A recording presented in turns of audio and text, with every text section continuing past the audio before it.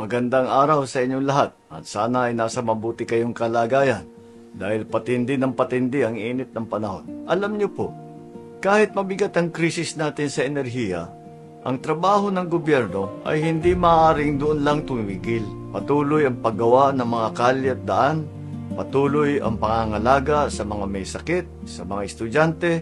Hindi pwedeng huminto ang pagpuksa sa krimen. Hindi rin pwedeng tumigil ang pagsuporta sa ating mga atleta, sa kultura, sa sining, sa turismo. Patuloy ang trabaho sa lahat ng sangay ng gobyerno. At yan naman talaga ang dapat dahil hindi natin hahayaang maparalisa ang serbisyong binibigay ng gobyerno.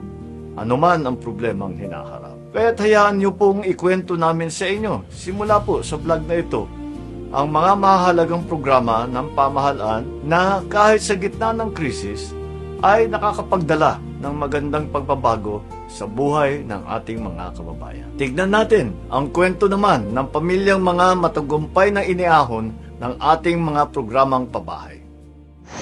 Sa loob ng maraming taon, libu-libong pamilyang Pilipino ang walang maayos na tirahan. Hirap makakuha ng pabahay. Kung meron man, hindi angkop sa disenteng pamumuhay. Iisa ang pangarap ng bawat pamilya, ang magkaroon ng sariling tahanan. Ang mga pangarap nyo, ang pangarap din ng Pangulo. Kaya agad inilunsad ni Pangulong Ferdinand Marcos Jr. ang Pambansang Pabahay para sa Pilipino Program o 4PH. Hindi lang para magtayo ng mga bahay, kundi para ibalik ang pag-asa at dignidad ng bawat pamilyang Pilipino. Noong nakaraang linggo, binalikan ng Pangulo ang ilan sa mga housing projects sa Pampanga para tiyakin na ang bawat pamilya may tunay na pagkakataong magkaroon ng sariling tirahan at ang bawat tahanan, ligtas at dekalidad. Nakakatuwa makita mo na mas maginhawa at mas maganda ang buhay ng ating mga kababayan.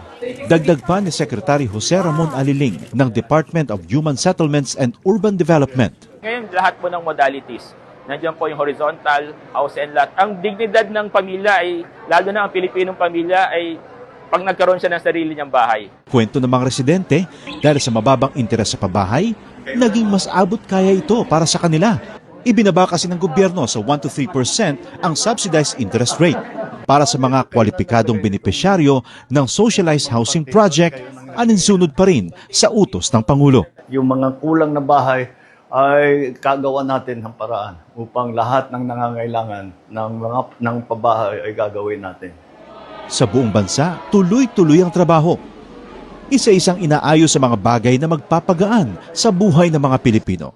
Kasama na rito ang disente at sariling tirahan na hindi lang pangarap, kundi tahanang nabubuksan para sa bawat Pilipino.